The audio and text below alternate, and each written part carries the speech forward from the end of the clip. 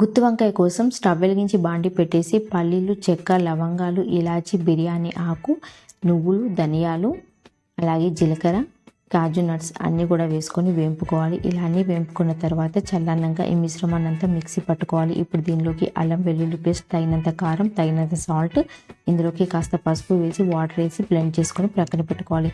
ఇప్పుడు తాజా వంకాయలు తీసుకొని ఇలా చూపించిన విధంగా కట్ చేసుకొని ఇవన్నీ కూడా సాల్ట్ వాటర్లో వేసుకోవాలి.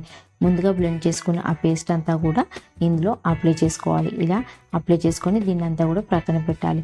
ఇప్పుడు స్టవ్ వెలిగించి బాండి పెట్టేసి తాలింపు అంతా కూడా వేసుకోవాలి. అన్ని రకాల స్పైసెస్ వేసుకొని దీనిలోకి పచ్చిమిర్చి, ఆనియన్స్, స్టఫ్ చేసి పెట్టుకున్న ఈ వంకాయలన్నీ కూడా వేసుకోవాలి. 1 నిమిషం పాటు ఇవన్నీ కూడా వేపుకోవాలి. ఇలా వేపుకున్న తర్వాత ఇవన్నీ కూడా ఒకసారి కలుపుకొని మిగిలిన ఆ మిశ్రమాన్ని అంతా కూడా వేసుకొని కొన్ని వాటర్ కలిపి దానిలోకి చింతరసాన్ని వేసుకొని ఎండు కొబ్బరి, గరం మసాలా కూడా వేసుకొని ఇదంతా కలుపుకొని మూత పెట్టేసి ఉడికిన తర్వాత